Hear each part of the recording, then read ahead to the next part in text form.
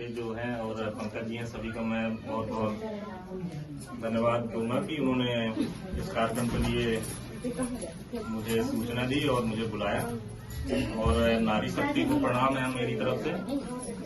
आप लोग जो एक समूह के रूप में रहकर और ये जो काम कर रहे हैं आप, उसके लिए आप लोग को प्रणाम। और जैसे कि ये मृदा स्वास्थ्य दिवस का सोनी जी ने जिक्र किया है, तो हमारा जो फसल उगाते हैं, है ना, सिंपल यानी सरल भाषा में बोलूं, जो फसल हम लोग उगा रहे हैं, तो उगाने के लिए अच्छी फसल हो, उसके लिए आपकी जो मिट्टी है उसका स्वस्थ रहना बहुत जरूरी है। जैसे हमारा शरीर जब स्वस्थ रहता है तो आपका घर परिवार सब कुछ सही रहता है ना, आपका हर काम करने में अपना पूरा मन लगता है। इसी तरह अगर आपकी मृदा स्वस्थ रहेगी, मृदा भी बीमार होती है और स्वस्थ रहती है, तो अगर मृदा स्वस्थ है तो आपकी फसल अच्छी आएगी। आप जो उसमें खाद वगैरह देते हैं वो सही प्रकार से दे पाएंगे, उसका सही प्रकार से परिणाम पा पाएंगे। तो मृदा स्वस्थ रहे उसके लिए मृदा का परीक्षण करना होता है। जैसे आप स्वस्थ हैं या बीमार हैं उसके लिए डॉक्टर आपका परीक्षण करता है, इसी तरह मृदा का भी परीक्षण होता है।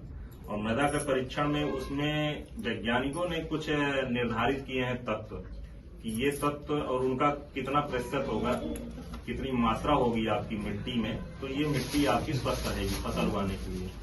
तो उसमें जो वैज्ञानिक तत्व बताते हैं कुछ 18 बताते हैं, लेकिन जो प्रमुख तत्व हैं जो आपके सोनी जी ने अभी बताया, यही तत्व है।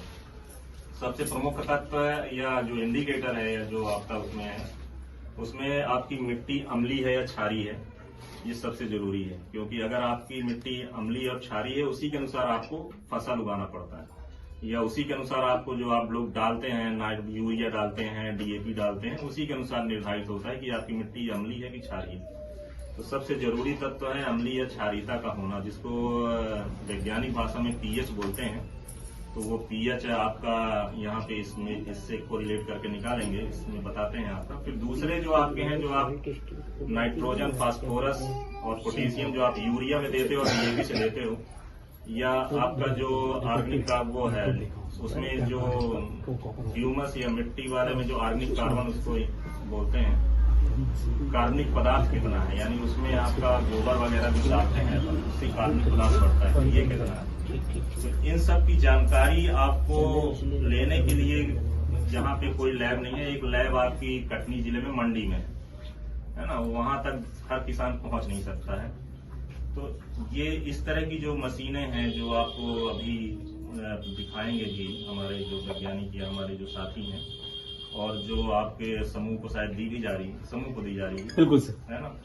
तो इस मशीन से आप आपके खेत में जाके आप परीक्षण कर सकते हैं, जिसको भी कराना हो परीक्षण। मैं तो ये कहूंगा आप के पास या आपके जो परिवार में जहां भी जितने भी खेत हैं, सभी का मिट्टी परीक्षण आप लोग कराएं।